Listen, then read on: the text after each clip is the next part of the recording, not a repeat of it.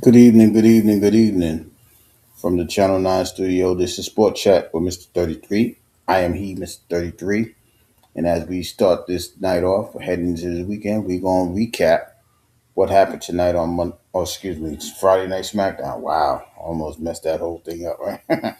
But we started off SmackDown today, uh, celebrating the new WWE champion, aka the SmackDown champion, Drew McIntyre. They got bagpipes and all of this. They playing his music. He comes out. He's celebrating himself. Uh, then he starts to talk about, you know, y'all celebrating. I'm paraphrasing this real quick. Y'all celebrating. Y'all cheering for me now, but where was all of this when I was losing? When Roman Reigns and the Bloodline was tearing me up, and CM Punk was whooping my butt, and so on and so forth. He said, y'all didn't believe in me then. Now that I'm here, y'all want to cheer me on. So, but there's only one person he wanted to thank. He thanked himself. Uh, so he said, y'all need to cheer for that. And it's, the crowd in London, they was in London today. They cheered his name.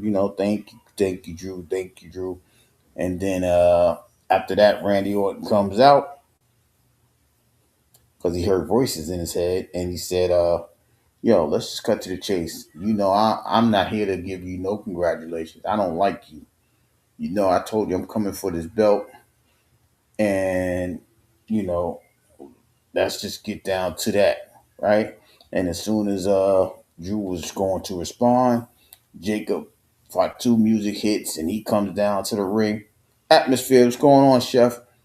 So once Jacob had eyes on, he red line towards him. God, you don't want to put hands on Drew. Drew made it. They go outside. He hits his head on the. Jacob hits Drew head on the announce table. Drew reverses it, hit his head, Jacob's head on the ring post. He tried to get up out of there. Jacob caught him real quick. Drew escaped. They started running through running through the stands, the fans rather. And once they started running through the fans, Randy is looking and laughing like, damn, he on the go, and he don't even know, but he getting ready to he gets a skull crushing finale from the Miz, and that's how that segment ends, which leads into the next match, which is Randy Orton versus the Miz. That's why Randy Orton was out there in the first place, right? So the Miz he capitalized on that opportunity of a skull crusher finale. Um, he started doing all the nonsense, doing the DDT, uh, but something happened. Randy Orton got that opportunity. He hits him with the RKO, quick batch 3 count. Randy Orton wins. Bob Curtis, what's going on? How you feeling? Hits him with the RKO, gets the 3 count. Randy Orton defeats the Miz. Oh, I guess I had to mention this is part of these next 4 matches are going towards the Fatal 4 Way. Uh, the winner advances to the Fatal 4 Way. That's going to happen on Saturday night's main event. So with this win, Randy Orton advances to the as one of the 4 participants. Uh, it was a quick match. It wasn't that much of a surprise. We know Miz been talking smack and then turning around and getting his tail handed to him. So that wasn't unexpected. But good win for Randy Orton. Now he advanced to the Fatal 4 Way, heading the first one to get there to the Saturday night's main event.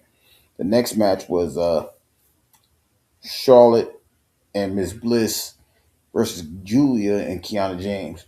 Uh,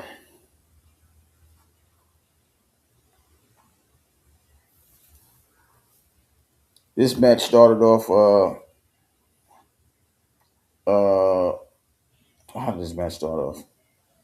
Okay, so they started off with Miss Bliss and Julia starting going blow for blow. Uh, she tags in Realist. What's going on? She tags in Kiana James. Kiana James continued to take over the match. Then Charlotte gets upset and try to jump in the ring. They switching, they tagging in and out. Well, not tagging, but they doing the little jump in and out situation. Charlotte gets the tag. She comes in hot. Uh, she's chopping everybody, kicking everybody. Doing all these things. Then eventually all four of them gets into the ring. Charlotte's in the corner. She's taking on Kiana James. Alexa Bliss got Sister Abigail on Julia hits hits it, gets the pinfall, uh, get the 3 count. So Charlotte and Miss Bliss defeat Julia and Kiana James. Then after that match, uh, Lash Legend and Nia comes in. Lash just she oh my gosh, she damn near killed Miss Bliss. She punched her in her face. She fell down like a boom, like a ton of bricks. And then they just went on and took care of Charlotte. Uh, then something crazy happened. Julia tried to get in there like she wanted some smoke with them. And Keanu James like, nah, we ain't fucking with these people. We ain't going in for that. We're not doing that. And then she like, yo, get off me. And Keanu James like, nah, this ain't it. This ain't it. So they pulled out and Nia and Lash stood alone in the ring. So I think that was a smart idea for her to keep Julia up out of there. She didn't want to get flattened, but you know. Then the next segment was about Cody Rhodes. Cody Rhodes come down to the ring. He pretty much announces that he is entering the the Royal Rumble. He's the first to do so, even though the Royal Rumble's in 2 weeks. I don't know how that goes, but okay. And then he's like, okay, but Jacob Fatu, I'm gonna talk to you. And here we talk about receipts. Appreciate you, right? So he said, Jacob Fatu, I'm gonna have that receipt and I'm coming for you. He pretty much telling them, I'm gunning for you. I don't know how you're mad, but I get it. He lost his belt, so he kind of feels away, so it's understandable. But that's what he pretty much said in a nutshell as far as that match. I mean, as far as that future match, I don't know if it's going to when it's going to be. It hasn't been announced yet, as far as I know. But he wants his hands on him, on Jacob. He mad at in all fish grease. He's hotter than fish grease. So the next match was Whoop That Trick. For those of you that don't know, that's Trick Williams versus Matt Cardona, the former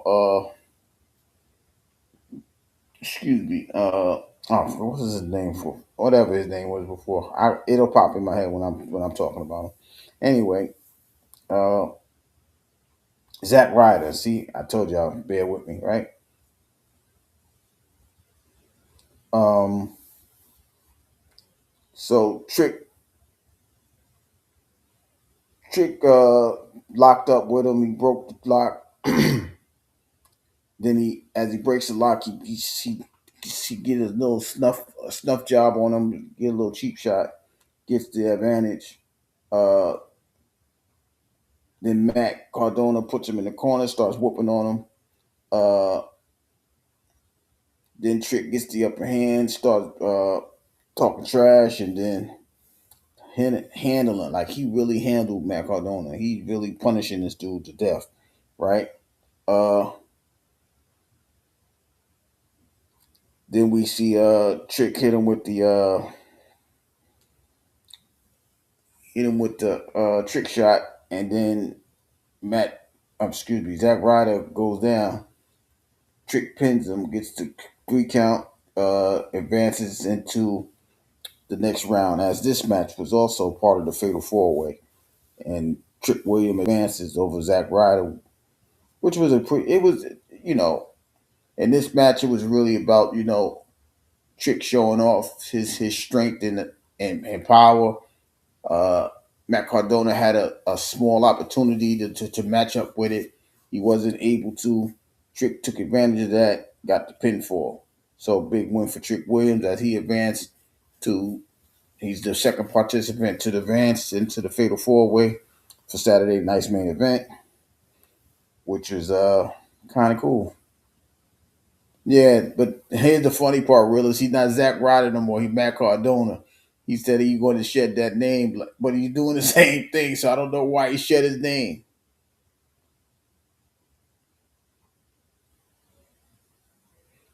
Thank you, Bob. Thank you. Appreciate you stopping by. Appreciate the kind words and I appreciate the encouragement. Um, then we had Damian Priest versus Solo Sikoa. This is match three of the Fatal Four Way match. Each winner participates. Each winner is going to the Fatal Four Way.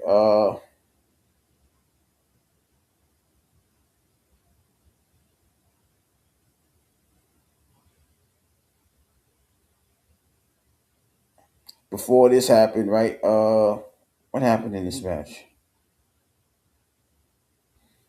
Jacob Jacob was in the ring. Drew Cody tried to get down there, and I appreciate that. Appreciate you.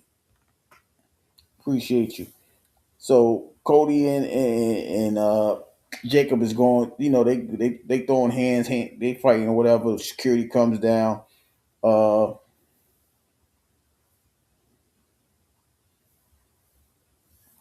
then that breaks up. Solo and them watching all of this. Then he comes to the ring. Then Priest comes down to the ring. They start fight. They start they match off. Damian Priest starts off with the upper hand. Uh, then all of a sudden, Tyler Tonga try to get involved with this match, and the referee called him and said, "Yo, you got to go." Right. So now it's just the other three MFTs. Right. So the match is still going. Uh, Solo gets an advantage. Then this is a pretty good match. Uh, Damian Priest gets the advantage. Now once he gets the Solo gets the last advantage, he's getting ready to spike him. He misses. He hits him with the the Samoa, not the solo slam, and then all of a sudden the lights go out. So once the lights go out, they looking for the Wyatt Six. The Wyatt Six is standing behind them. There's only three of them. It's the former tag champs and Uncle Howdy. Eric Rowan wasn't there. Nikki Cross was there. My 33 brother, what up, though? Good to see you, my brother. My brother, what's happening, right? So as they do that, they jump on the other three MFTs. They take them out. They fighting. Solo is like, oh man, this is crazy. Uh, they all get pushed into the stands where the fans are at, and then Uncle Howdy come back try to get the lamp. Solo throws him on the table. Uh, Slides back in the ring with the lamp. Uh, he tried to hit Damian Priest with the spike. Damian Priest hits him with the oh god, what's the wings of heaven, and gets a 3 count. So Damian Priest advances to the he's the third participant in the Fatal Four Way. Meanwhile, Uncle Howdy slides in, picks up the lamp. Then we see Tyler Tonga come in and just put his foot in his face and just kick the hell out of him, knock him out.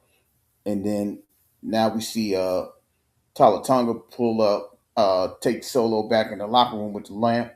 That's how that segment ends. So as far as so we know the three participants is going to be Damian Priest, Trick Williams, Randy Orton. Uh, Pretty good match until everybody got into the mist. Then Damian Priest got away with it with the sidewalk slam pretty much, and then that's how he wins. The next match was Carmelo Hayes. Carmelo Hayes doing the U.S. Open Challenge, and then we see Leon Slater come out. I was super excited for this match. You know, I'll explain why. Leon Slater was supposed to be on TNA fighting for the championship, but that's another story. That he's doing so well, they might be thinking about putting him on Slapdown, SmackDown. But anyway, so Leon Slater comes out to accept the open challenge match. Like I said, this match had me super excited. Uh, early, early on, they showing their agility. Leon Slater showing his agility. Carmelo showing his. Uh, they being nice, breaking in the corners. Push each other in the corner. They break it up.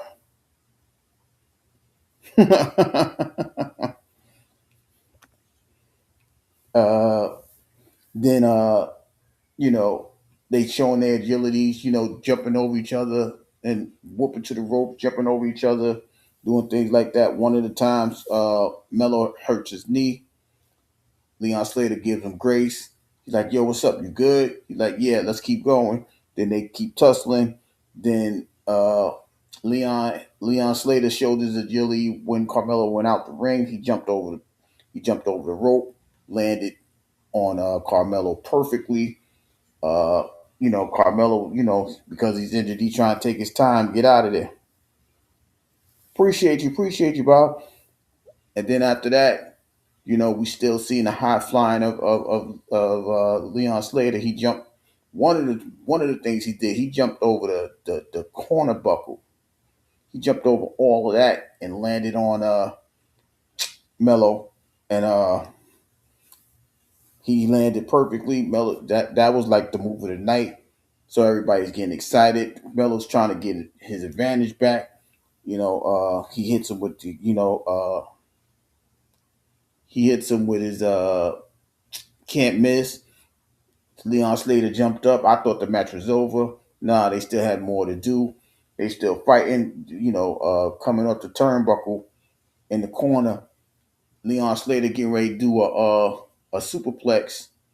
Then Mello turned it into a I'm gonna say a Cody cutter. He turned it into like a diamond cutter, pretty much. Slater hit his like he felt that and just fell out. Mello gets the 3 count. That's how he retains the title. But it's yeah, it was a dope match. Mello acknowledged, the fact that Leon Slater did that thing, and like I said, the agility. Like I was super excited for this match. I really, really was. He showed why why he's the future, and both of them showed why he's the future. But Mello did enough to hold on. Once he got out of that he can't miss. It was like that was cool. That was dope. You know what I'm saying? But big win for Carmelo Hayes. Get over, and like I said, he acknowledged him, and that was the end of that match. The next match was Chelsea Green versus Jordan Grace. This Jade came down to the ring, chilled out, watched the match.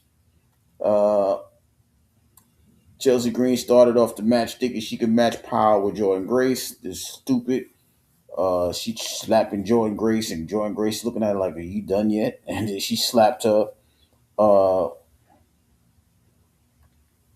then all of a sudden, you see Jordan Hayes with the fisherman suplex, and showing her power off with all these slams and stuff. Jade is looking at the ringside. She's like, this is not impressive, but she's sitting there. Uh, Jordan Grace hit her with her finishing move, got the 3 count. Uh, then she said, "Yo, I'm glad." She picked up the mic and said, "Hey, champ, what's up? I'm glad you're here. Instead of you, you know what I mean. You get tired of watching. You know what I mean. Just come up to the ring. We could do this now." Uh, Jay goes up to the ring like, "Yo, you really want to do this?" So she's standing outside the ring. Jordan's in the ring. Chelsea Green yells and head towards Jordan Grace. Jordan Grace moves. She hits Jade, knocks Jade to the ground, leaves the Jade impact of the collision, drops the belt in the ring. Jordan Grace picks up the belt, puts it over her head, and then as Jordan Grace music plays, she throws the belt at Jade, and Jade like, all right, you got that. Like, this is what you want to do. All right. Uh, then the final match of the night was Sami Zayn versus Ilya Dragunov. Uh, Sammy started off with he started off with forearm strikes and chops and things like that, and Dragunov responded in like kindness, like kindness, and then Dragunov started taking advantage. He got he started doing the moves and stuff like that, kicks and things like that, the chops. Sammy got the advantage. Then gets suplex. Once this thing start turning around, they go back at each other, back and forth, back and forth. Sammy, I mean, Dragunov was telling him, "Yo, come on, man, hit me harder," which was crazy. But this is how the adrenaline pumps in these matches like that sometimes. Uh,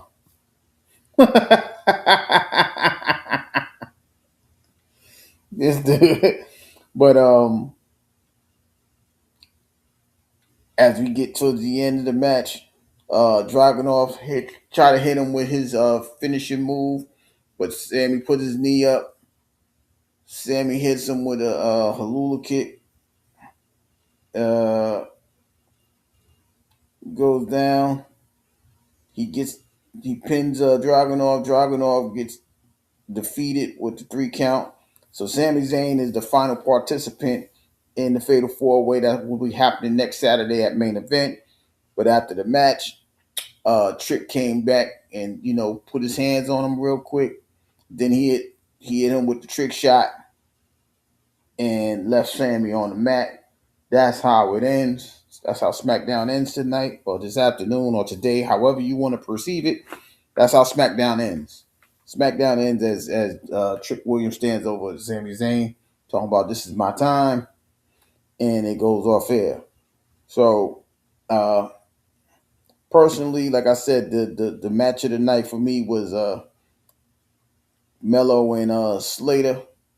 Like I said, the energy, the excitement, the agility, and all of those things. Like I said, it just do something for me. It really does, But a couple other good matches was this match was, well, not really. It was okay. Driving off Sami Zayn match. Uh, the tag match was pretty good. Miss Bliss and Charlotte.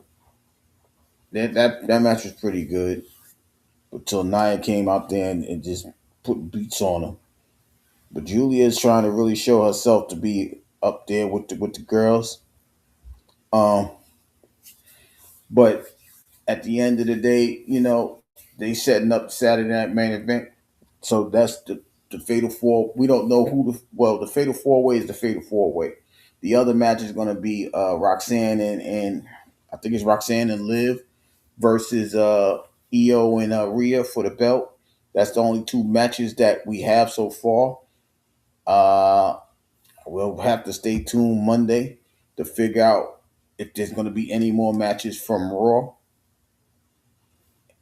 I don't know which one it'll be. Maybe it'll be I don't know. Maybe it'll be the Usos. I don't know. But you know, they're getting ready to kick this Royal Rumble thing off. So once they kick the Royal Rumble off, um, so yeah, once they start announcing that, because the main event is going to be the main event. I don't think no real the like heavyweight champions is going to be up for grabs. I don't think so, to be quite honest. Uh, but um, we just have to wait and see who these next participants is going to be in these matches. So we can have a full lineup. Hopefully, I have a full lineup for you guys before the event. But like I said, they'll probably announce one more from Raw and probably one more for SmackDown. Um, and that's pretty much it as far as that. Uh, So, also we found out that oh God, what's the dude name? One of the participants from Fraxium, Frazier is going to fight oh God, not Champa. What's the other guy name? Johnny Gargano. That's gonna be a match. I think that's the only match we got so far for next week's SmackDown.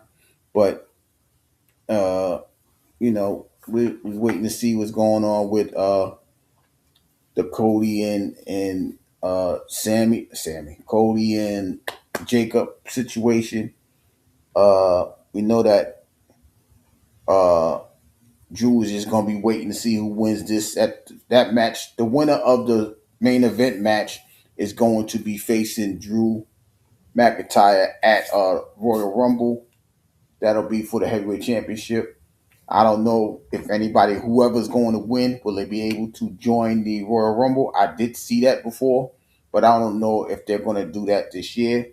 We'll have to sit back and wait and for the Rumble to do that. Um,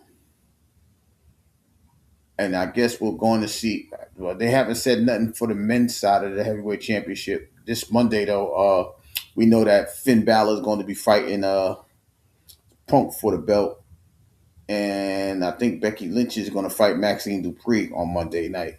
So those are the two matches I know for Raw that's coming up next month. This coming Monday. Uh, but that's pretty much the gist of a thing of what happened tonight. We know that AAA is tomorrow. That'll be on that'll be on YouTube. I'll probably share that out. The 19. You got the wait, what? You got the bubble guts already for Martin Luther King? Damn, that's messed up, dog. I'm just saying, you got bubble guts for Martin. The 19 don't bother me. I get bubble guts. That's about it. Okay, I guess. All right, I'm gonna take that down because that don't sound right. If you hearing voices in your head, if you hearing voices in your head, if it's not on the 19th, is it the 19th? I don't know, but we just need you to get better, bro. You know what I mean? And I've been keeping in contact with you, making sure you're good. But you like, man, this thing is getting to me. I'm just, I'm reading the comments. I'm like, wait, you get? I thought it said the 19th. It said the 19. I'm like, wait, don't mind me. I'm trying to keep up with the chat and had a conversation. All right. So since we going through that, let me just go through these scores and highlight. Let me go through the scores from the NBA real quick. Oh wait, I did that wrong. I did that wrong, y'all. My bad. My bad. My bad. Let me make sure it's up. Nope. There we go. It's up now. So we're gonna go through some scores and highlights. Well, some scores pretty much. Like night in the NBA though. We'll go left to right as I normally do. From in Indiana, the Pacers hosted the Pelicans, and the Pelicans got a 127 to 119 win. Uh, with the win, the Pelicans go to 10 and 32. Wow, they struggling. And the Pelicans with the loss go to 10 and 34. In Philadelphia, this was a good game. The 76ers host the Cavs, and the Cavs came back at the end to score the last bucket and win the game 117 to 115. It wasn't a buzzer beater, but it was like with a couple seconds ago, there was a slam dunk by oh my God, Evan Mobley to give them the 2 point lead and the win. So with the win, the Cavaliers go to 24-19. The 76ers go to 22-18 with the loss. In Brooklyn, the Nets hosted the Chicago Bulls. Brooklyn gets the victory 112 to 109. With the win, Brooklyn advances to 12-27. With the loss, Chicago goes to 19-22. In Toronto, the Raptors hosted the Clippers, and in overtime, the Clippers prevail 121 to 117. With the win, the Clippers go to 18-23. They're playing much better basketball. In the past, couple of weeks. Now I'm gonna give them a month. In the past month, they've been playing some decent basketball. They coming out of a real hole, but they're at 18-23 right now. With the loss, Toronto goes to 25-18. Uh, these games are still going. This can't be halftime. I'm sorry. What? I don't think it's halftime. It'll probably come up again. Uh, Sacramento Kings is hosting the Washington Wizards, and it says that look at halftime, 103-89. There's no way in the world.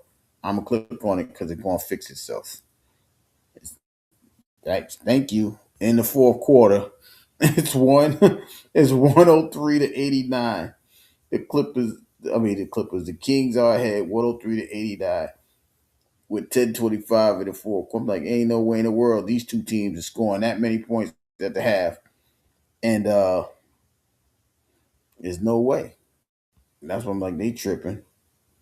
Uh, and the game that's going on right now, the Houston Rockets are hosting the Minnesota Timberwolves. I'm actually watching that game, and the score is 100. The Rockets 93. The Timberwolves with just over 5 minutes to go in the fourth quarter. So those are the scores from the NBA. Like I said, it's a light night, but now we're going to go ahead and click over and talk about the NFL, as tomorrow afternoon and evening we will see the game, the number one seed in both conferences play tomorrow. The first game will be the Denver Broncos versus the Buffalo Bills. Denver will be at home. Uh, it's a 4:30 start. I don't know what the weather is. Uh, the question is going to be, can Josh Allen get a win on the road against the Denver Broncos? And at the second game is the NFC West in totality. The what just happened?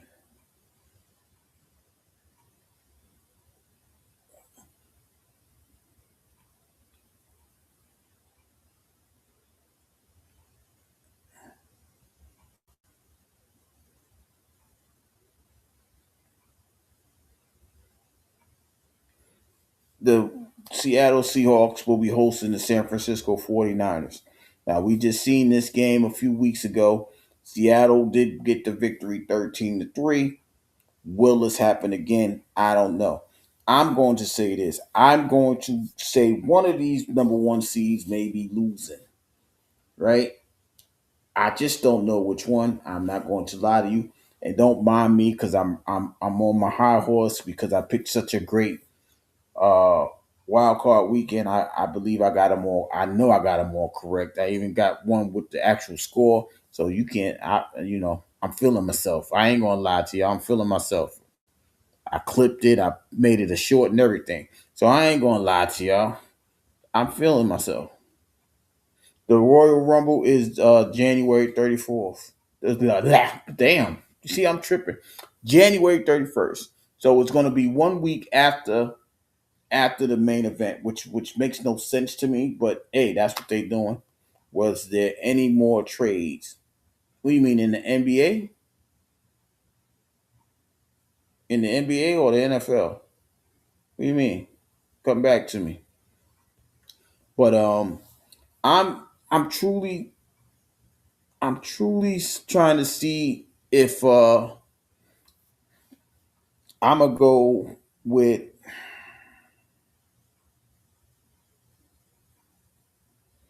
gonna go with Buffalo beating Denver. I'm going with it. I don't know what the score. I'm gonna take a guess at the score. I'm gonna say something like 19-17, something like that. But I'm gonna just say Buffalo going to pull the upset. I think the Seahawks is gonna beat. I think the Seahawks is gonna beat the 49ers. So that score, I'm gonna just say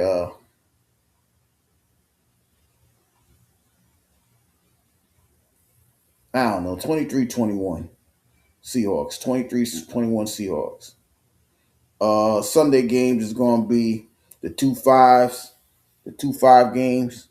Uh, New England will be heading to, well, New England is hosting the Texans, and the Rams are going to Chicago. I'm going to pick New England to win that game. I think that's going to be a low scoring game. I think that's going to be like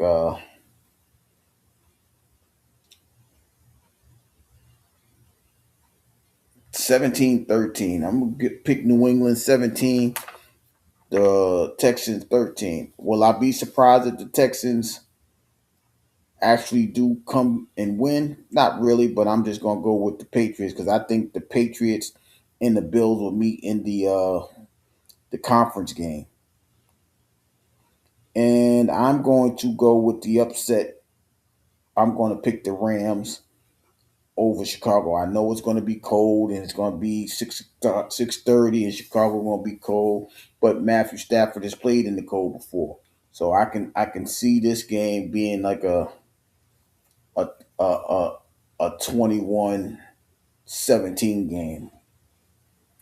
But if Chicago does win, it'll be on a comeback variety. I'm pretty sure of that. But I'm just going with the Rams. I think they'll come up short, 21-17.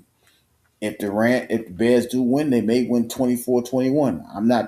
I'm going with the Rams because I believe the Rams are going to play the Seahawks in the conference championship, and then I'll pick the winners then because it may be a surprise or two. Also in the Seattle game, uh Donald is playing with a he hurt himself. He hurt his oblique during the week. We know that for the Patriots and Texans. We know that Nico Collins has been ruled out. The wide receiver had a concussion in the wild card game, so he didn't clear the protocol, so he won't be playing it against the Patriots, which may hamper C.J. Stroud a little bit, and it may keep his defense out there a little bit more, which is why I'm going with the Patriots over the Texans as well. So there you guys have it. I picked those games. Um,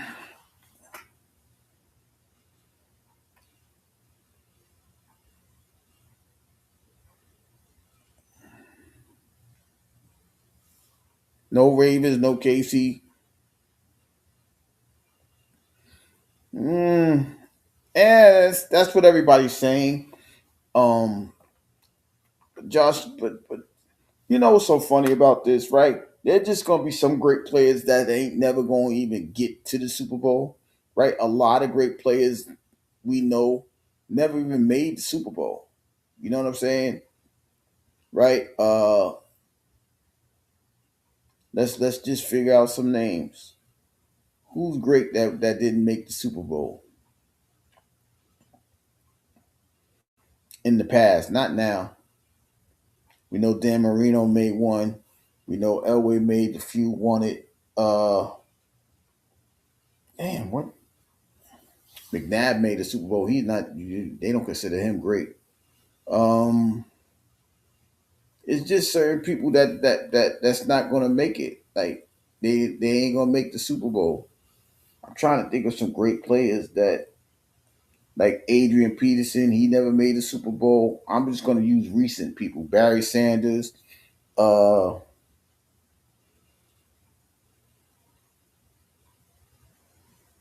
even if we go as far as To may. Yep, a lot of people may not consider To to be great, but he never made the Super Bowl. We know Randy Moss made the Super Bowl. He lost, so he's not a part of that conversation. Uh, who else?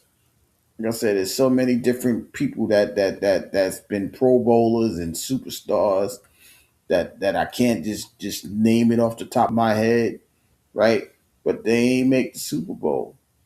So it's a hard journey, especially hard when it's a team sport, right?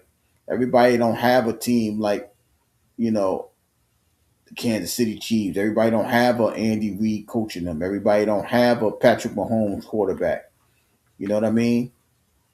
Look, because who knows? Lamar Jackson may not never make the Super Bowl, right? And that ain't because they just fired the coach. It's just that some people just don't make it to that level, right?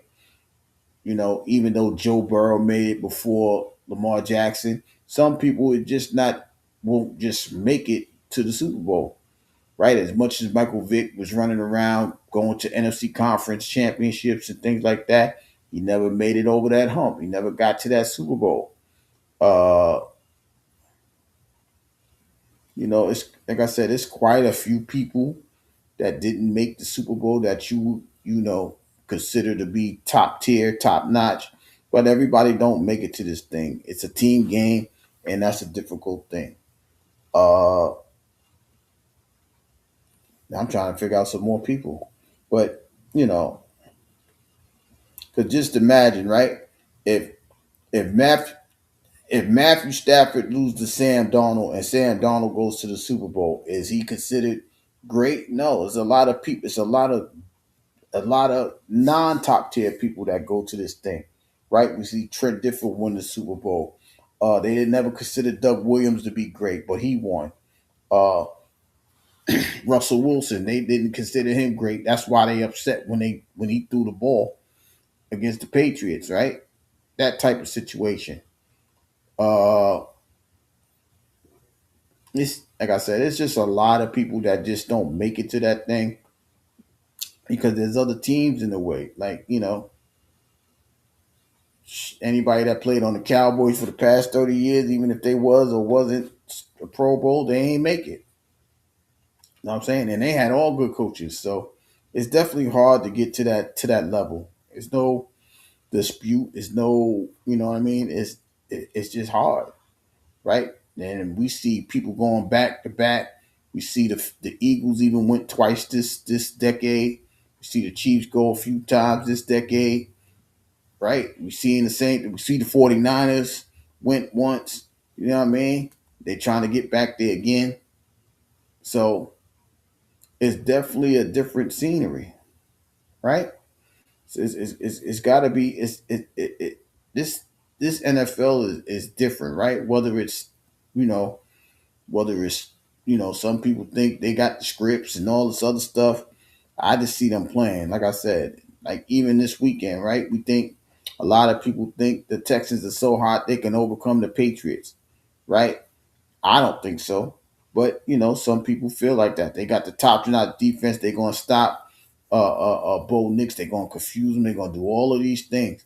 Sometimes coaching plays a role in this. And Mike Vrabel never as been there as a coach, but he's been there as a player. The experience matters, but coaching is different from the players. Hey, it happens. You know what I mean? Sometimes the injury bugs hit certain people, and when it hits certain teams, they can't recover from it all the time. The Bengals are one of them. Joe Burrow was out almost the whole entire season. From he missed 3 months, came back at the end, thought he was going to catch up. Nope, wasn't enough.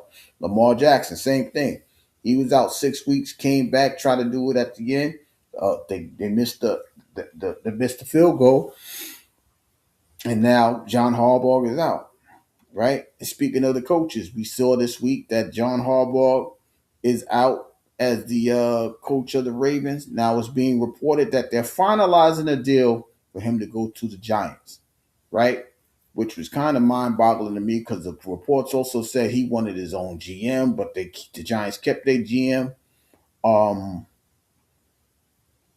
I guess he likes the fact that Jackson Dart is there, and he's hopeful that Malik Neighbors is going to come back in full force. Cam Scatterbull, and, he feels like the Giants have a few young pieces under minimum contract or the rookie contract, so they got something, and they got a pretty decent front four, right? So I guess he think that's the team that he can build and shape and mold into what he wants. I'm gonna say this. these kids are different. And I'm saying the kid like I'm 72 years old, but these guys are different. This is not 30 years ago where people was really listening to the coaches and do these other things. Because even in Baltimore, it was reported that Lamar Jackson went to Harbaugh to say, "Yo, we need to run these type of plays." Harbaugh shrugged him off, and that's what got him out of there. The chemistry between those two wasn't up to par. That's what's being reported. So I guess he feels like he can do what he needs to do over here because of the tenure of 18, 19 years or 18 years in Baltimore, and they want to pay him. The reports is 5 years, $100 million. I don't know. Like I said, they're finalizing the deal. If that happens, we will have an update on it. And of course, after the Steelers lost, Mike Tomlin decided to step down. Uh, they mutually agreed to separate from themselves. 19 years, no losing record. That's what's up, right? He got to leave on his term. I'm presuming. Um, I don't know if he wants to. Is a sneaky report that he's trying to get to somewhere warm like Tampa Bay. I don't know how when uh, Todd Bowles is still down there, but you're gonna see the recycling of some people, right? We know there's it was nine coaching vacancies. Uh, if the Harbaugh deal goes through, it'll be eight. But you want to see some different people. I don't know if Tomlin is. I think uh, a place like the Falcons could use Tomlin, not because it's Atlanta, right? But I think he can get some of those young guys. You think so? The- But he can get some of those young guys to go, and I think whoever gets the Atlanta job is going to have a very good upper hand, right? Because they got one of the top running backs is Bijan Robinson. They got a very good. He's not a superstar yet, but they have a very good Drake London. Kyle Pitts could be a top five tight end. Man, I can't wait for the fantasy league to come back. We are going to try to do a fantasy league for this channel again. Last year, I'll take the responsibility. We didn't get it. We didn't get it up and announced as quickly as we were supposed to. But we're gonna give it a shot again. We'll probably start talking about that in summertime, maybe July. I'll start talking about it in July a little bit more. Um, if we're gonna have a free one, we're just gonna have fun, guys. We're gonna make our team. We're gonna play. We're gonna have our opponents. We're just gonna play and see if we know what we're talking about. Because everybody think they could be a GM, just like everybody think they could coach because they play Madden and stuff like that. It's a different animal when you got to put your team together. You got to pay attention to things like that. Um,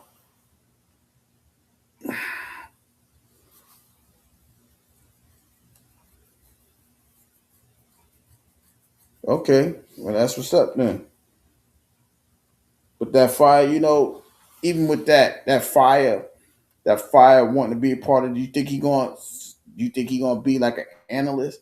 Because even some of the analysts want to go back and put their hand back in, put their mind to use and put their ideas on paper, so to speak. I mean, he did have a great, like I said, 19 years, no losing record, won that Super Bowl. I know he's upset that he lost that Super Bowl to Aaron Rodgers, but he did get he got that Super Bowl against the Cardinals. you know, you can't ask for nothing better. You know what I mean? Like I said, winning record all the time. Never getting that top pick. Like for me that's a milestone. I hear James Harrison. He's not a Hall of Fame quarterback coach. I think he's a Hall of Fame coach because of his consistency, the consistency of not losing. Do you know what it's like to go 19 years and not lose? Not have a subpar record. You might got a 500 record, but to go under it, he don't know what that's like. That's why his name is forever going to be on people's minds and in their mouths to be a head coach. Um, it's just hard. It's that's something hard. You don't do that. You know what I mean? You don't. Harbaugh got 3 losing seasons in 18 years. He got 0 in 19. And the question is, where do the Steelers go from here? Right? They got us. They get ready to start all over. So that 19-year run of not having a losing record, it may begin next year. You know what I mean? Because they got to get the right coach. They got to get a new quarterback. They got to figure out who's going to run the ball. Is DK Metcalf going to stay now? He going to ask for a trade? A lot of things get ready to break up over there, and that's the problem with having those legendary coaches. Sometimes when those legendary people leave, everybody want to join and jump ship, right? So will this affect the Steelers? I think it will. Uh, like I said, they got to find a quarterback. They got to find a running back. They got to find a whole bunch of stuff. I don't even think Aaron Rodgers is trying to return. He gonna fake. He gonna fake retire and then try to come back and want to play for somebody else. I don't know who, but I don't know who he gonna go to. But you know what I mean. He's the third Steelers coach and the most winning in Steelers history. This would be yeah. It. I don't know about the history. It'd be the fourth coach in like since '69. It'll be their fourth coach since '69 because I think they've been out since what is that year? Was that 46, 45, something like that? So and you know what's crazy? The Ravens were like that. They hired 3 coaches in the past 30 years as well, right? You got to remember the Ravens. They started like '96, so it'll be 30 years this year that they'll be working on their fourth coach. So they didn't have the coaching carousel like a lot of these guys. You know, the rest of the league. I know the Jets ran through coaches like it's nothing. They probably had like 10 coaches in,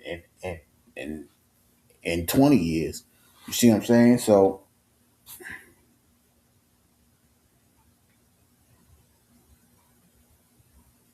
okay, I'm just saying if you I don't agree with that. I think the Steel unless they're saying the Steelers didn't count, the Pittsburgh Steelers didn't count in the '40s, then that's true. I know what you're saying. Chuck Noll, Cowell, and Tomlin. But if they saying that the Pittsburgh Steelers wasn't the same Pittsburgh Steelers from the '40s, then that may be true. I know the Pittsburgh Steelers has been out for a while. I know. Well, they used to be in the NFL, then somehow you might be right. I don't know, but anyway, the fact of the matter is, you know, they about to go down. They about to go down for a long period of time. You know what I mean? Because now you got to start over. Baltimore, I don't know about Baltimore. I don't know what's going on. Who they new coach is? Will Lamar? Well, they saying Lamar going to be a part of the people that pick their next head coach. So I don't know how that goes.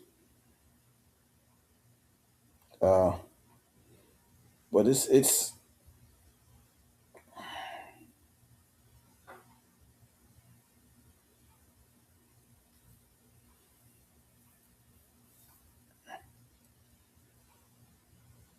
yeah, I know I'm not crazy, man.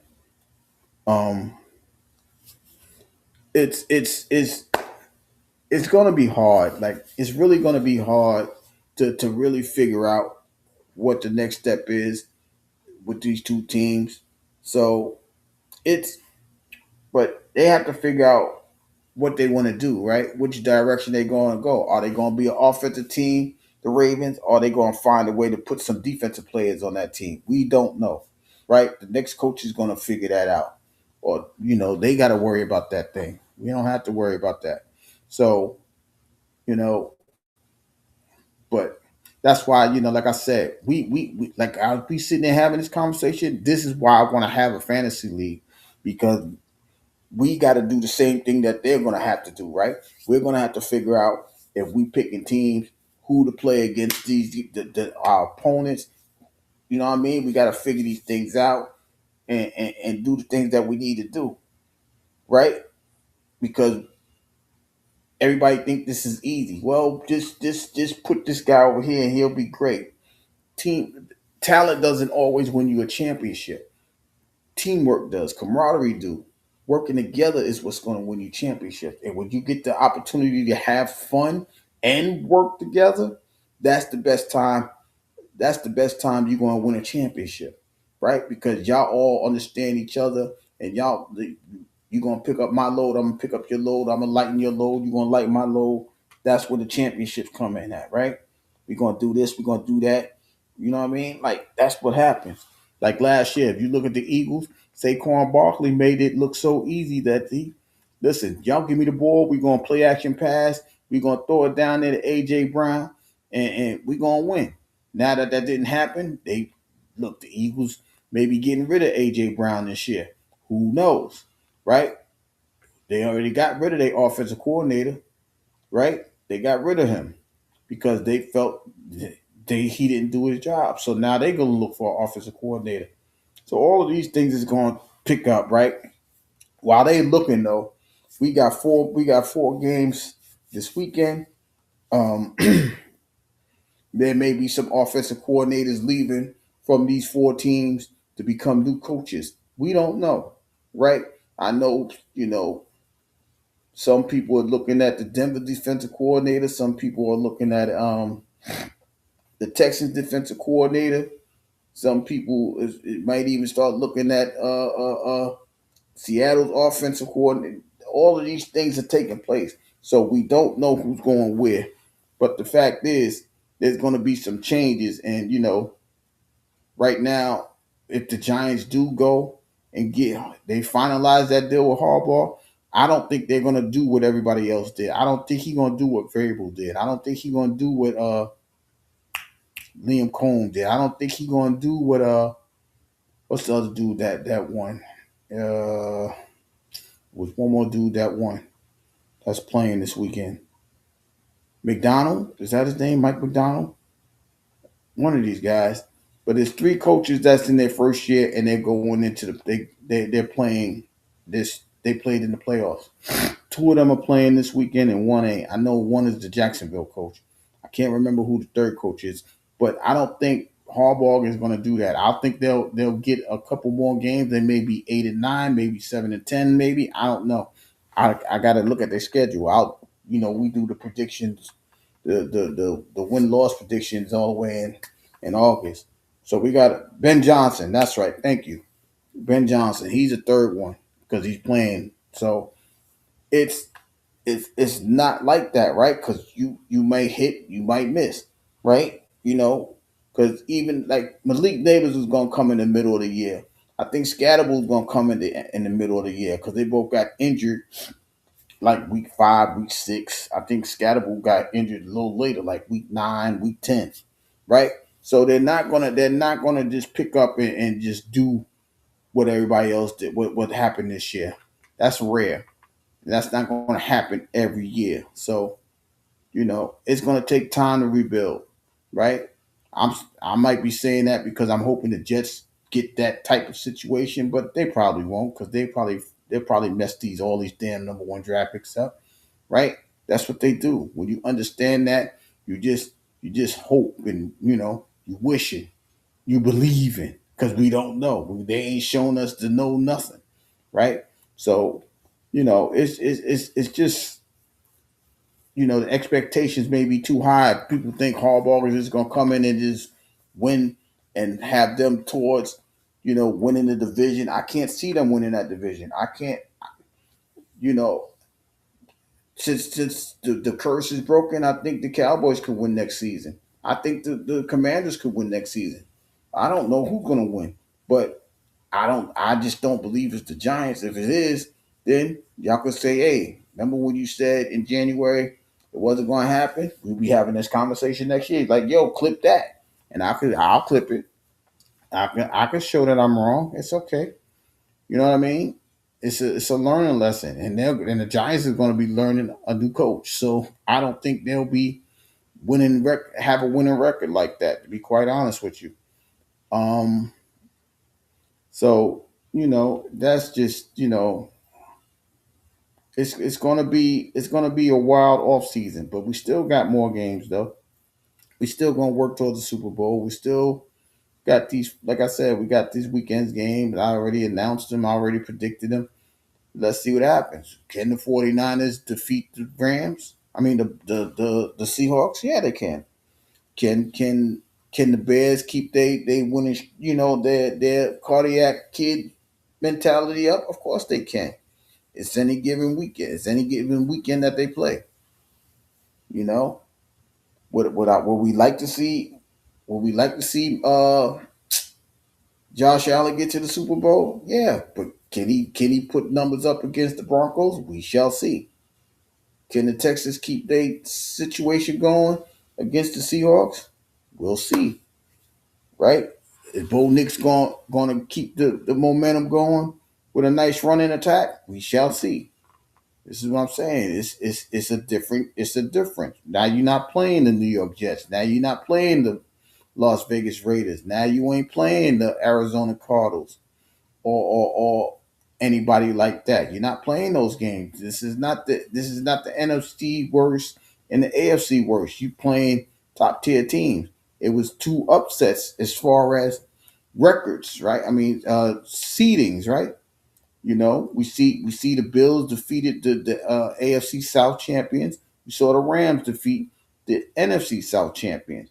But the Rams is a little bit different. I knew that the Panthers was not ready, but in the AFC they was talking Trevor Lawrence. He ain't did this. He looking great. He's on the come up. Your guy said nah. Josh Allen said, "Not on my watch. You won't be talking reckless about me while I'm sitting here playing this thing." Man, the Bears win the Super Bowl. I don't think they'll win the Super Bowl. That's what I'm saying. I don't think they'll win. I truly believe. I truly see that the NFC West is going. The winner of the division is going to come from the NFC West, right? I have no choice in saying that, unless I have no choice in saying that. I just think the NFC West has a better team than the Chicago Bears. All three of them. I really do. I think the Seahawks are better. I think the 49ers are better, but they would be the third of my betters. And I know the Rams are better. But if the Bears get through that, then Chicago stand up. Chicago stand up. You know what I'm saying? Caleb Williams. It would be nice to see that. You know what I mean? Because it'll be a better picture for the young the young quarterback, the young black quarterbacks, to be quite honest with you, right? There's so many people like they talking about the Indiana quarterback, Mendoza. He's gonna be the number one pick because he 13-0 and all of that, right? Even that game, the college football championship, they talking about they going curve stomp to you. They blowing everybody out. The U might put up the U might shock the world. We don't know. But because that's the number one seed and they got the Heisman Trophy winner and all of these things, they just going look Indiana winning. They gonna blow them out. They probably got like 52-35 or something, or 32 or so, 30, 31 or 28, whatever the score they think it is. A lot of people think that the Hoosiers gonna win because they got that number one quarterback. They got the Heisman Trophy quarterback. It's how you play it. The game got to be played. And the fact is, the Bears may have an opportunity to do that, right? They don't get the pass rush and all of that other stuff, right? So Matthew Stafford, Puka Nakua might come out and do some things. I don't know. It's oh my God, what is his name? It's gonna pop up in my head. Don't worry about it. The other wide receiver, is he gonna play this weekend? Oh my God, I'm gonna say Puka Nakua, right? Uh, in Seattle, you got Jackson Smith and Jigma. You got Cooper Cup. You got a lot of good weapons over there. Will Sam Donald hold up? That's what everybody's waiting to see. Can Sam Darnold hold up? If Sam Darnold win the Super Bowl, man, it's gonna be a whole bunch of conversation. The bus that turned into the bus that turned into the got the Midas touching all this other nonsense. That conversation will be had, right? Can Mr. Irrelevant win the championship? Mr. Irrelevant is Brock Purdy, the last pick of the draft a few years ago. Can he get Christian McCaffrey a Super Bowl? Can he get uh, uh, uh, the San Francisco 49ers a Super Bowl? Right? That's what they're going to ask. Will they be the next team with 6 Super Bowl championships? Do they got 6? 1, 2, 3, 4, 5? No, I think they only got 5. But will they be the next team with 6 championships? Devontae Adams, see? I appreciate you. If Devontae Adams played, can Chicago hold off all of these guys? Like I said, I get it. It's gonna be cold. It's gonna be unlikely weather for the team from Los Angeles. But everybody's not from Los Angeles, you know what I'm saying? Um everybody's not from there. Everybody, you know what I mean? Like I said, did we forget that Stafford played in Detroit? He had to play Chicago a few times over those many years he was in Detroit. See what I'm saying? Did we forget that Devontae Adams played in Green Bay? He know what he got to do. He played in cold weather before. He played in the NFC Championship game before. You see what I'm saying? These guys has been there. There's certain guys, the key guys has been there. So you just can't say, well, it's gonna be cold and they ain't gonna know what to do. Trust me, that man gonna know what to do. Devontae Adams gonna know what to do. Uh, Stafford's gonna know what to do. You know what I mean? They're gonna know what to do because they've been there before. You know what I mean? But Stafford, dude, I forgot what team they had to play to get to the championship. Wasn't it somebody cold? I don't remember. I can't remember right now. But Stafford's been in around long enough to know what he got to do. Like I said, he played in Detroit. He had to play in Chicago before. He had to play in Green Bay before. Right? He had those games before. He had those December, January games before. This ain't no walk in the park. This is not new to him. He's the vet. He's the vet playing the young gun. We gotta really put respect on Matthew Stafford's name, right? He's won a Super Bowl. He's playing elite. It's very well possible he could be the NFL MVP. We don't know, right? So you got to put some respect on his name. Sam Darnold, he had 2 years in a row. Now it's his time to see if he can get over the playoff hump. Will he do it? We don't know. Uh,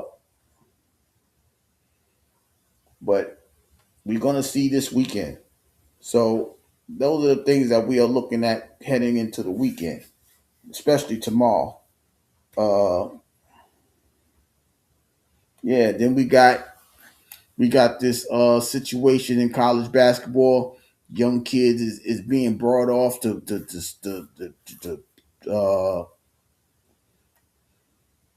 rig games and stuff like that. I'ma just say this, man. NIL ain't for everybody, right? Everybody don't get that NIL money, right? I don't even know if the NIL goes to the college kids. If they do, they should. But there's a lot of kids that's not getting that NIL money, right? And the last, like I said, I've seen a couple of teams, the University of Buffalo, Kennesaw State, things like that. I ain't see a Duke up there. I ain't see no Kentucky. I ain't see no Michigan. I ain't seen none of the blue college schools. North Carolina, I ain't seen North Carolina up there. I ain't seen none of those guys up there, right? You see the little schools, they skimming and doing all this. That's because that money ain't trickling down everywhere. It's the big names that's getting the big money. That's getting them players. That it's not happening out there. So now you hit these little schools with the kids that probably out there starving. They don't want to pay the kids. They don't want to give them extra food. So they like a couple $1,000. Yeah, I could take that couple thousand and feed my family, whatever the situation is. It happens, right? So it's up to the NCAA to figure out how to make it an equal playing ground for everybody. Because ain't nobody leaving the NI.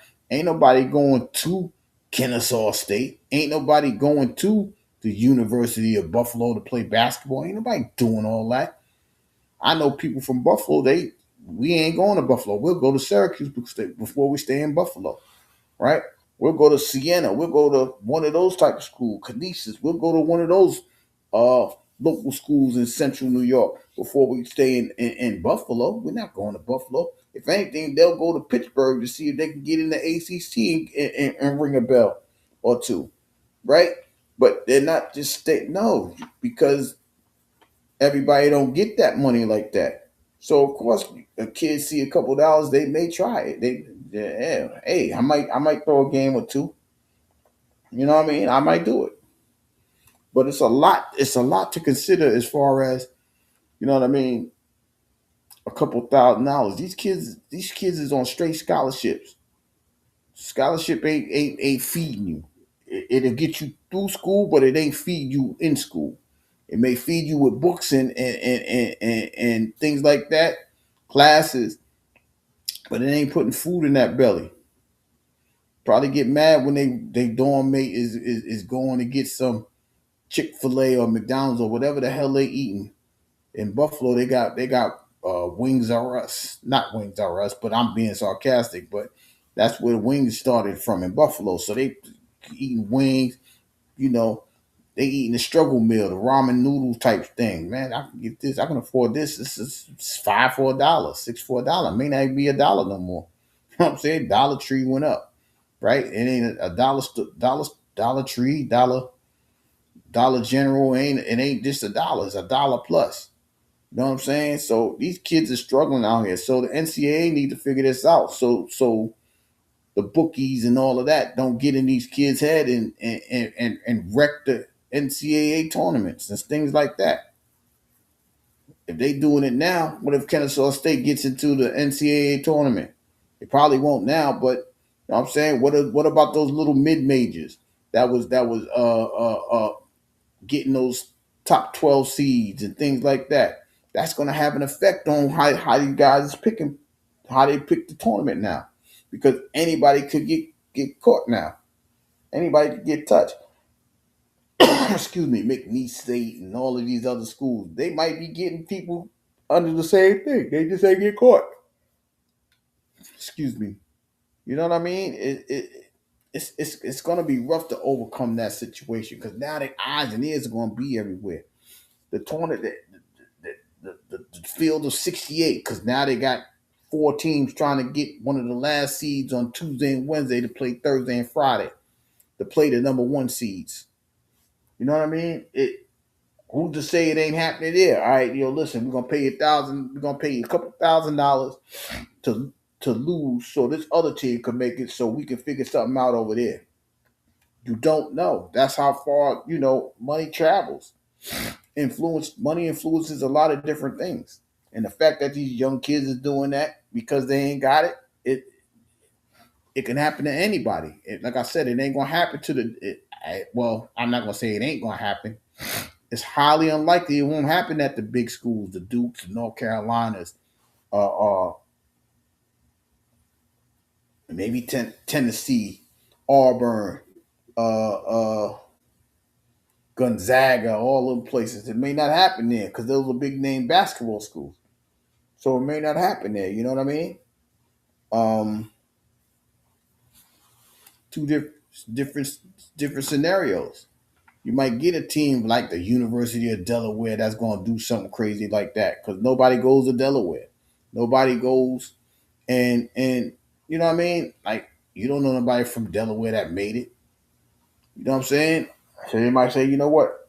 We need you to get this. We need you to stay under this thing. This is what we got here. The Dayton Flyers. You know what I mean? Loyola Marymount. School. It's like thousands of schools. We don't know where this thing is going to happen at. You know what I'm saying? We don't know, but it's not improbable because there's people that goes through those situations that needs that bread. They could be brought. There's no, hey, They're not getting the money that those top schools are getting. So of course it's possible. You know what I mean? We ain't gonna sit here and act like it ain't happening like that.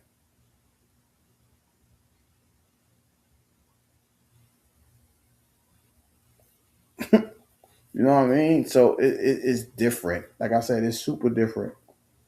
So the fact that these kids in these schools got caught, don't be surprised if there's some more kids that come out of there with that situation that got brought and the scandal comes up in certain schools.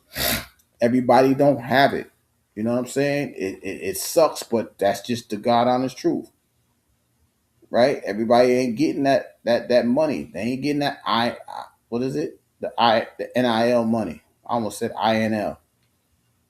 So it's hard. So you know now we just gotta sit back and wait. Now thank God this ain't the tournament, because if it was a tournament and that happened, boy, that would have been a whole big different story. You know what I mean? So it's a thing. So you know, hopefully the NCAA can figure it out. They lost control when the NIL came into play anyway. Now these kids is getting money all out the wazoo. But that's their fault. They didn't want to pay these kids for their images and stuff like that. Talking about we pay y'all to go to school, but y'all can make billions of dollars off of somebody's name. Y'all worse than the government.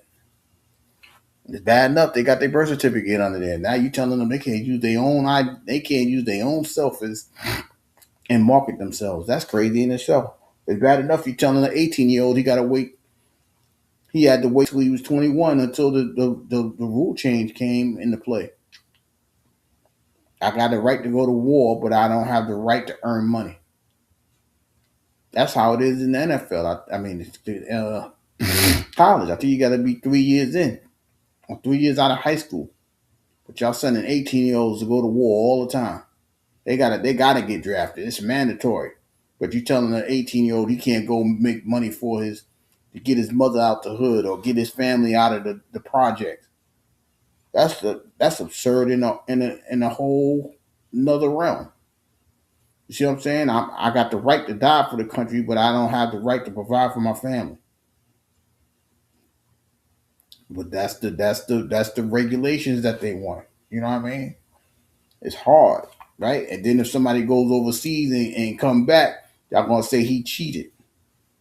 He cheated because he went overseas and got professional abilities from another country and brought it over to America, and now he's ready or she's ready.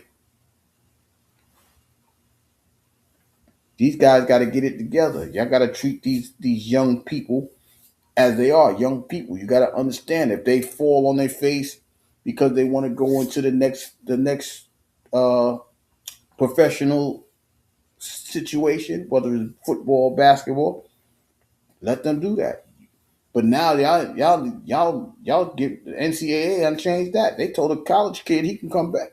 An NBA player, a kid got signed to the NBA, and now they letting him come back to college. Before that was a no no. This is what I'm saying. This thing is getting so big with money. They'll take a person that didn't make it in the NBA, even if he played in the G League, and y'all come on back. Like, wait, how could you do that? And this is what I'm saying. It's so crazy with it. They doing this and this. I'm telling you, college ain't gonna be the same no more. It ain't gonna. You're gonna have people like 28 years old still talking about. I went to Duke at 28. That's gonna be crazy, man. 26 years old talking about I'm a freshman at the University of Duke. Where we doing that at? We ain't doing that in no damn Duke. But they gonna trust me, it's getting ready to happen. Y'all go ahead and look at what happened. I forgot who the kid was. I think he going to Is he going to Baylor? I forgot what school he going back to. I think it's Baylor though. And like, wait, Calipari, like, wait a minute. Y'all told me if they sign with an agent, he can't come back. Now y'all telling the dude he can go to an agent, not get drafted in the NBA, get drafted in the NBA, not play a game, and then come back. How y'all do that? This is what's happening. This is what I'm saying. The love of money is tearing up the entertainment world, and that's just what it is. Sad to say, but people gotta eat. Y'all made money so important that kids is doing things like that anyway. Excuse me, and that don't make no sense. Because the first thing a kid want to do, he want to go make his own money in the first place. I know I did, and I'm not no professional athlete. I never played at a university of nothing. Man, listen, if you could, if they could use you, they probably give you a couple $1,000. They probably give you like $50,000 if you was good at it. I forgot what was the kid, what was the old quarterback that came out of Florida? Chris Weinke. That man was 28 years old. Talking about him coming out of college at 28. Are you crazy? What's the kid name? The kid that was just in Mississippi. Chambliss. What's his name? Chambliss. I forgot his name. The young kid that was played in Old Mississippi this year. Old Miss. He tried to go back for a 6 year. Like, wait, what are we doing here? Y'all paying people to play till like 26, 27, like 6 years? That's 26, 27. If Saudi buys the WWE, if they do buy that atmosphere, you ain't gonna see no girls having wardrobe malfunction. Nothing. You ain't gonna see no devil kiss. You ain't gonna see nothing. There ain't gonna be no Stephanie doing no devil kiss. I tell you that. They gonna tell her to wear a dress, and that's what I'm saying. Because this is an American-made thing, they so busy worrying about the money. They'll change all of that for that buck in Saudi Arabia. Commander, what up, Nine? How you feeling? Right? So listen, man. I'm not even listen. It's easy to say you gonna be mad at these kids because they made the decision to make that bread. It's easy for us to say that. It really is. But you don't know the difficulties of what those kids are going through. I'm telling you, not every kid is Will Smith. They ain't come from West Philadelphia to move to Bel Air, California. That ain't everybody. There's some kids really want to get a couple of dollars to pay the rent. It's a couple of kids that's like, yo, man, let me get my mama out of them projects. Let me get my mama a house. She could pay. She could take this down payment on a home, make a down payment on a crib. They trying to buy boxing now. Yeah, that's what I'm saying. Is and if they, that's what I'm saying. The entertainment world is about to go through a whole thing because of this money. That's why listen. I don't care what y'all say, man. The luck. Oh, Tomlin is at Georgia. I'm sitting there look. Oh, his daughter at Georgia. He's sitting there going to his daughter's. I see what you talking about now. Word. He down in Georgia, watching his daughter do the balance beam and stuff.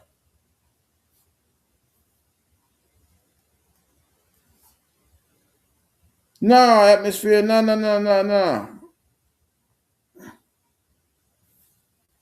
No, this ain't about the women. This is about the kids that the young kids that got caught in the college basketball scandal.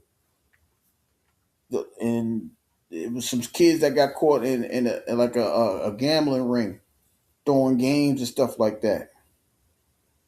Yeah, I just when I tell you I'm sitting, look, I got Sports Center on, and they got them being that's what listen. I'm I'm gonna get to that in a second.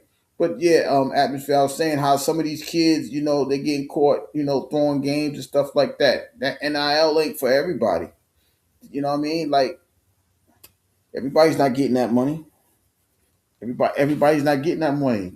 They ain't got no boosters and doing all that. You know what I'm saying? That's why like I said, I like I said, I don't remember a big name being a part of that scandal. Like I said, I saw Kennesaw State, I saw Buffalo. Uh, I didn't see no like ACC guys. I ain't see no SEC guys. I ain't see no Big East guys. I could be wrong, but I can't remember seeing in a school of that caliber. Like I ain't see a Syracuse up there. They in the ACC. I ain't seen a Georgetown up there. That's the Big East. I ain't seen none of them. I seen like mid conference, like not even mid conferences. Like I said, Buffalo and Kennesaw State and teams like that. I'm not seeing nobody like that. Why? Because they gonna take care of their kids. They gonna make sure their kids is straight by hook or crook. They not gonna get themselves caught up. They got the $1 billion. You know what I mean? It's not like 20 years, what was that, 30 years ago when Chris Webber had, he took that couple dollars while at Michigan or whatever the situation was.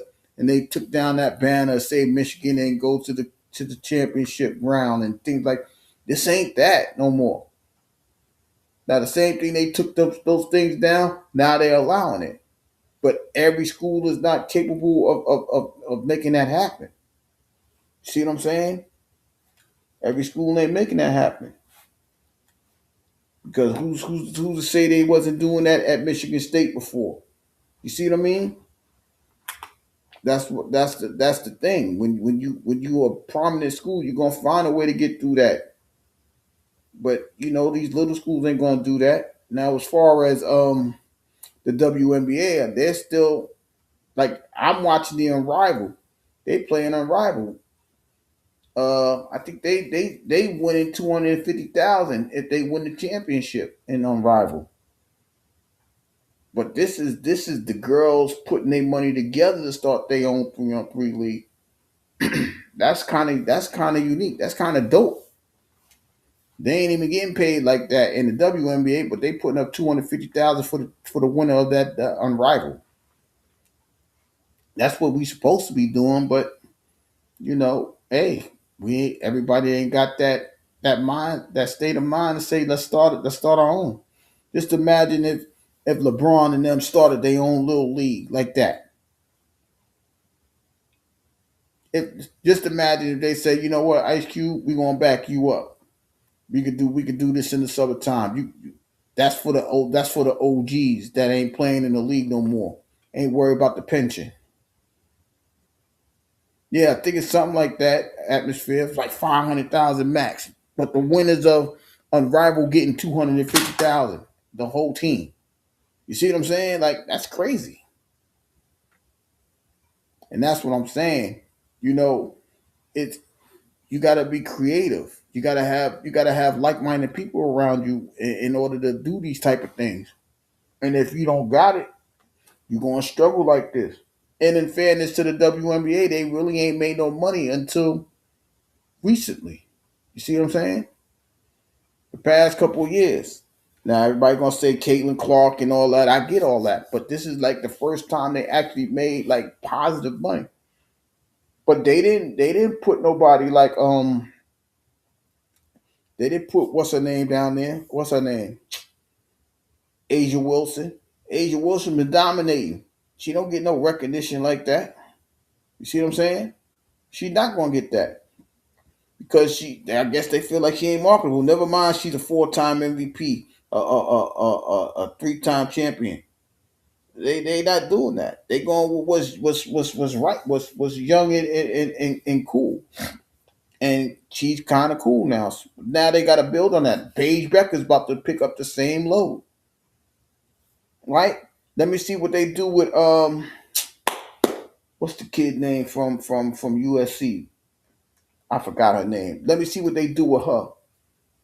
Let me see what they do with Hidalgo from Notre Dame. Are they gonna get the same treatment? Are they gonna get the same type of stuff? I don't know. Are they gonna be able to build them up like that? Let's find out. You know what I mean? Let's make it an equal playing field. Let's see if we can do it. If we can, we can. If we can't, hey, they can't. Right? We're gonna see though. Oh my God, what is her name? The USC girl that was dating that was chilling with Jaden Daniels. Oh my God, what's her name? Figure that out later. But the fact of the matter is, it's not an equal playing field for women or the kids in college basketball. It's not the same. That has to be figured out. The NCAA got to figure that out for the college kids. The WNBA need to figure that out for the women. I don't think holding out is the best thing for the women because the momentum is building for them to get those record attendance in the stadiums, in the arenas. So they hold out. They may kill the momentum and be back in the red. They got to owe the NBA some more money. They got to come. They have to figure this out. Everybody have to figure this out. They have to make it work for everybody. Well, not everybody. Like, do you know the WNBA? They don't take care of none of the people that was playing before that. The regular the OGs, the Lisa Leslie's, the Cheryl Swoops. They don't get no recognition for none of that. They don't get no retirement plan for that. Cynthia Cooper, none of that. They don't get nothing. You know what I'm saying? Because they just ain't had the money to do that. So the people that build this team, you know what I mean, that build the league, the Houston Comets don't even have a team anymore. They won the first three championships. They don't even exist. How crazy is that? You know what I mean? Like they didn't move. They just stop existing. So, they gotta figure this out. They gotta do the work to where this thing makes sense.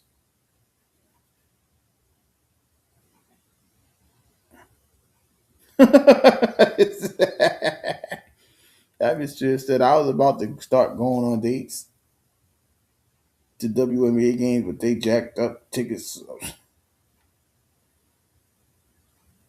and that's what I'm saying. There's no excitement behind. Like, I mean, excitement. There is excitement to it, right? It's just not like what the fellas do. They're not dunking on people. You know what I mean? Like the way. Listen, man. The way Asia Wilson dominates that league, and she ain't dunking the ball nothing. Is crazy. It's unbelievable. Like I really watch it. I really respect Asia Wilson, and that's not because she's dating Bam Adebayo. It was the respect was there before that. The respect was in college, right? The respect was there. Dawn Staley saw something in her like, yo, she gonna be this chick. Bill Lane Bear put the foundation in the Aces, and Becky Hammond picked it up. This is what I'm saying. I follow these sports. I like when I say I do sports. I do this stuff. I really follow this because I've been around basketball my entire most of my life. Ran into prominent people because of this, right? It's just been a part of my life for so long, so I follow it. I follow the, you know what I mean, the couple kids that came out of from the town, whether it's Speedy Claxton, Derek Phelps, Talik Brown, Charlie Villanueva, like you know what I mean. I've been around these people. Anthony Mason, God bless the dead. Malik Sealy, God bless the dead. Like I've been around these people. I was around them. I seen the work. I seen all of this stuff, right? I seen that Shamika Holdsclaw. Like I seen all of this because the girls is part of this too. I see the work that they put, and I seen the struggle that this is 30 years ago. I seen the struggle. Like damn, man, yo, can I get some? No, I can't. I can't really do this because I don't want to get kicked off the team if somebody tells. Ron Artest, Reggie Jesse. You know what I'm saying? Like it's different. Like it's oh my god, it's hard to describe what they really went through back then. Trying to eat and do all this stuff. There was no NIL. There was none of that money back then. right? But then they make the moves and make the decisions to go and come out early and things like that. You know what I mean? To feed their families. There was no, yo, we're gonna pay you $1 million to stay in school. You know how many people would have stayed in school back then? When Ron Artest made that run with St. John's to the Elite Eight before he came out. Dope. Charlie Villanueva, Talik Brown played at UConn, won the championship. Cool.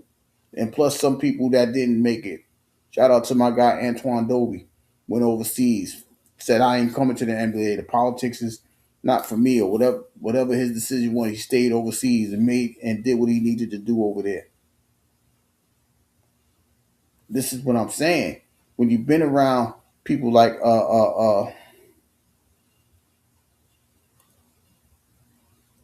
Vincent Smith, that's Kenny Smith, big brother. When you like you've been around these people, you've seen the work that they put in and got people in the colleges and things like that. You've seen all of these things. You've been around these people. You see the trials and tribulations they had to go through just to get a kid on. You know what I mean? Like shit, if my brother would have made it, I wouldn't be on here. I would have been an agent. Promise you that. You know what I mean? Like it happens that it happens like that. You know, it really does happen like that because you know everybody think this thing is easy. You get the smallest of shots, so you got to take the advantages of the shots that you get. And if people is going, if people is going to give you money to, if you know you ain't going to make it to do something crazy like throw a game, they're going to take that. They ain't worried about getting kicked out of school. They ain't got to pay that back. They ain't got to pay that scholarship back. The scholarship is over. That's it. The end. You see what I'm saying? It's a lot going on. They not getting looked at like the Kennesaw State kids wasn't getting looked at by Georgia Tech. That's a prominent school down in Atlanta as far as basketball. They ain't getting looked at by Georgia, Clemson. That's South Carolina area. Georgia's in Athens, Georgia. They're not looking at nah. So I gotta eat where I can. I gotta get this bread wherever I can. I gotta fit somewhere. So they taking these opportunities and chances. Yo, I'm gonna give you 25. I'm gonna give you $10,000 to make 7 points, 8 points. Make it look convincing, like you having a bad day. They're gonna take that, and can we really blame them? The school is making $1 million if these guys is millions and billions of dollars, and they ain't giving them a meal ticket to go to the dorm, go to the mess hall and eat at the dorm or eat at the school. That's crazy. It's sad, but it's a reality. It really is. So, like I said, the NCAA got to figure this thing out. They got to figure out how to make everything even, right? Yo, y'all go ahead and feed those kids. Give these kids some extra bit of money. They don't need a car and all that. I get it, right? But they need to eat. They ain't got to sell it. Brandon Ayuk threw his shot and go. Commander, how you think the 49ers could beat the Bears? And that's what I'm saying. You gotta be tip top to get those type of things.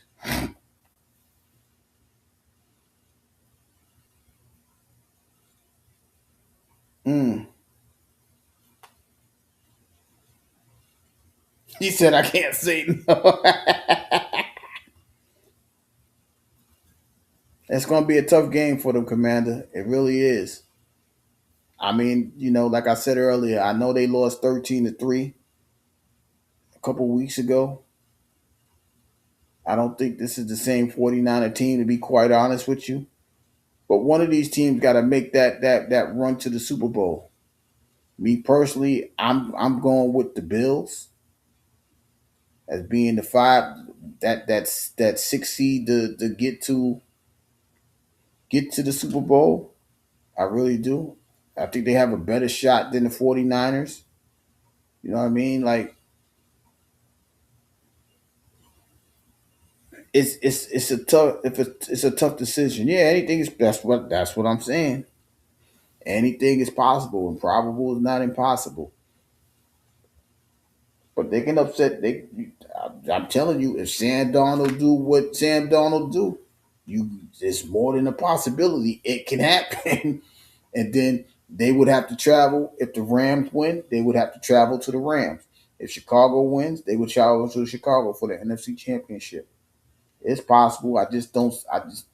I don't know. I think they're gonna keep that ball away from Sam Donald. They might throw like 15 screens to Jackson Smith and Jigma, and he'll break a couple. And that's what I'm worried about for the 49ers, to be quite honest with you. I think Purdy can keep up, but I just think Jackson I just don't like their receiving core. I really don't. And Kittle's out for the rest of the year. He pulled his ACL against the Panthers. So yeah, I just don't like San Francisco's receiving core. I just think Jackson Smith and Jigma and Cooper Cup is better than the 49ers wide receivers.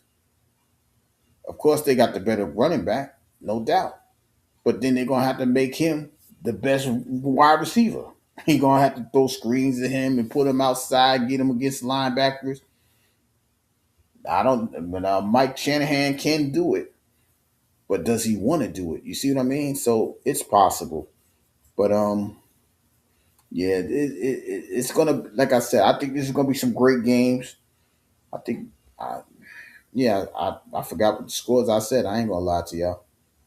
I did say the Bills are gonna win. I said the Seahawks is gonna win. I said the Rams are gonna win, and I said the Patriots are gonna win.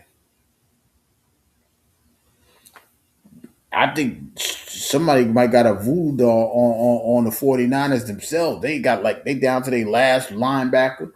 They trying to hope and pray Fred Warner could come back if they go to the conference championship, the conference championship game.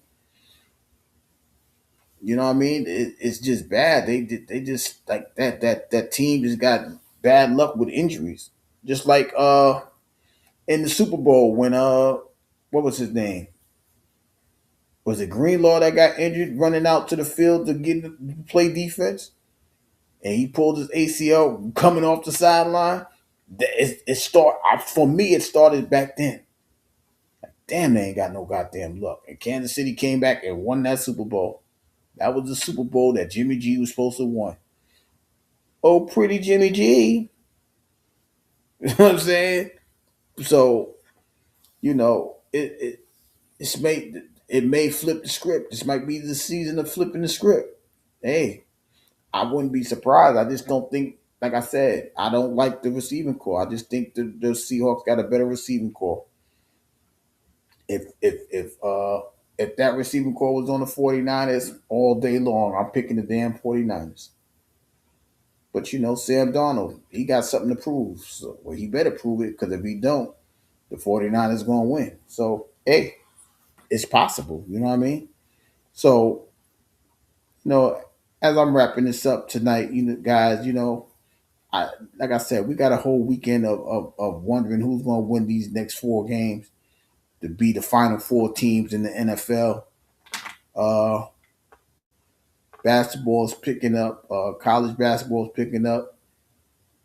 Well, the scandal's going to stop a lot of that. That momentum has been destroyed. Uh, what else is coming up? That's pretty much it.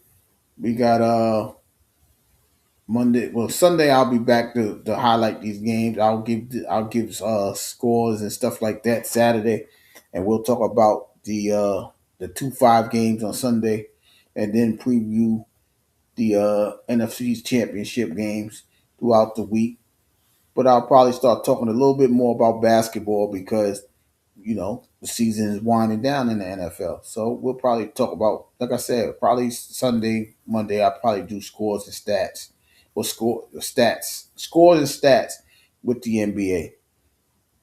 You know what I mean? Just to have that conversation as we prepare for the second half of the NBA season and things like that.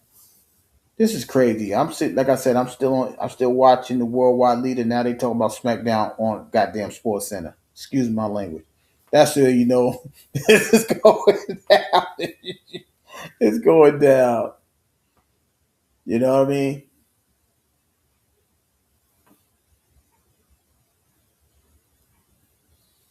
Yeah. Jacob called him out. Said, "Come on out here, Cody. Let's make it happen." I don't know what you mad for. You shouldn't have put your hands on Jacob. You could have walked out the ring and retained your belt.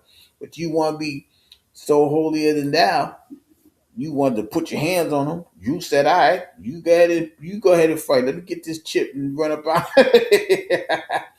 You know what I'm saying? So you can't be bad at Drew for doing that. I ain't mad at him. I just think it's gonna be a dull reign. I just Oh my God. I don't listen. The Fatal Four Way. I'm picking the Fatal Four Way already. It's gonna be it's gonna be Randy Orton. It's gonna be Randy Orton. He gonna beat Randy Orton in the Royal Rumble to get it all the way down to the next one. And oh man, this is gonna be a weird one. I might change my mind though. I ain't gonna lie to you. I might say it might be somebody like Sami Zayn. They're not giving the belt back to Damian Priest, and they damn sure ain't putting Trick up there with the belt already. I'm sorry. They're not doing that. They are not doing that at all. But, you know, but anyway, going back to closing out the show. Um yeah, we gonna have this conversation again about the NFL. You know, we gonna spice this up a little bit as the season ended. And we gonna, like I said, I'll probably start getting into the once a week uh calling basketball games. I gotta check in with my nine brethrens to see what they doing so I can have it might be a Tuesday, it might be a Wednesday, it might be a Thursday. It ain't gonna be a Monday and Friday. That ain't happening. Do that once a week, maybe. Maybe do one on a Tuesday, then maybe the next week the Wednesday, the Thursday. No, the Fatal Four Way atmosphere. The Fatal Four Way is going to be Trick Williams, Sami Zayn, Damian Priest, and Randy Orton. That's going to be on Saturday night's main event. That's next Saturday. Next Saturday they're going to have that match, and I'm saying the winner of that match is going to fight Drew McIntyre at Royal Rumble, I believe. And if that's the case, I think they're going to put Randy Orton up there and go ahead and do that. I think this over Femi stuff. They just going his first. Oh, okay, no, I don't know who's going to win the Royal Rumble. Cody Rhodes is the only one that said he's going in the Royal Rumble so far, as far as I remember, and he did that tonight. Um, damn. Oh man, I hear you, atmosphere. He said I don't care about that, but yeah. So, but we'll get I think we'll get an update about the Royal Rumble on Monday. Um, and we'll be here to have that conversation. I think Monday. Matter of fact, Monday is going to be another European thing, so that I think they'll start that Monday Night Raw at 3 o'clock. So there won't be no. I'll still come on at the regular time because people may watch that show late. I'll still come on Monday at that time, 11:30, and I'll be watching the national championship game anyway to see if the Hoosiers really do what the people say they're gonna do, or is the U gonna go ahead and make a name. I think Cristobal gonna be one of them people that went to the school, won the championship as a player, and gonna win one as a coach. There's very few people that did that. It might be history in the making. Well, it's gonna be history anyway because of the Hoosiers win. That'll be the first time they won a championship. So all those things is going to happen Monday. I'll be here for that, but we're going to have that conversation Sunday to go over like I said, the 2-5 games, all of the scores that was brought to you tonight was brought to you by the 9%, where better you is a better us. And with that being said, I appreciate everybody that came through tonight. I definitely appreciate what was his name? Bob Curtis. Is that his name? I'm shouting you out, Bob Curtis, because I appreciate the kind words you said. Realist, I appreciate you. Atmosphere, my 9 brethren, my 33 brother, appreciate you. You get well soon so we can get up here. Yo, listen, my 33 brother, I need to holler at you because we need to talk about your guy that represents your city. He talking reckless. When you come back on, we got to have that conversation. We talking about that. I'm just saying though, we gonna talk about your guy that rep your city. That's it. That's it, baby. Channel 9 News Network. We gonna have that info on. Yo, I just need, Commander, I just need the big 9 to sit there and talk about what his guy did on that Corey Holcomb thing. He know what I'm talking about there.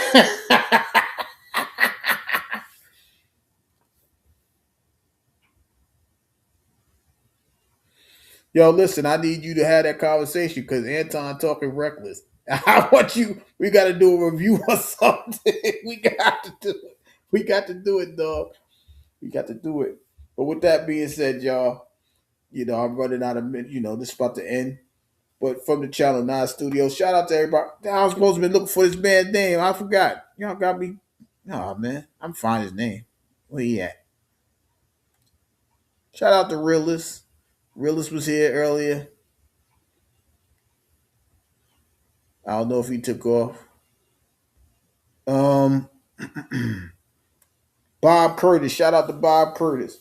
That's his name. This is him, y'all. I don't know if he do content. I don't know. I gotta see what happens later. But shout out to that man. He came up here, spoke a lot of words, hoping that I do well and stuff like that. Appreciate that. You know what I mean? Like, it's very rare that somebody just come through and wish the best. People come in here wish the worst. But that's a good feeling when somebody just came to check you out and want the best for you. So shout out to him. You know what I mean?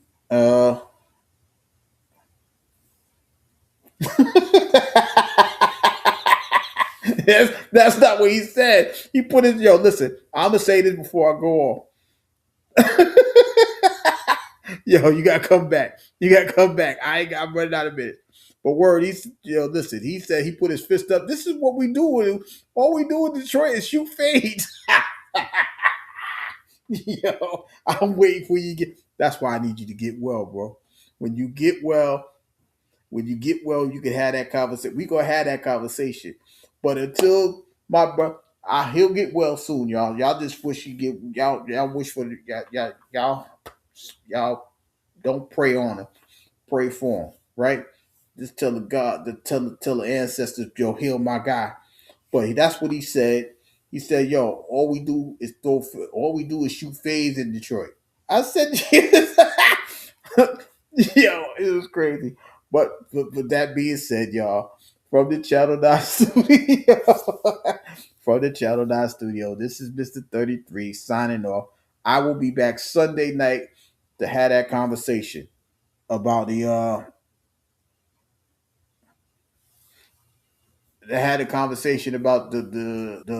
divisional round in totality. But until Sunday night, this is Mr. 33 signing off. I'm out.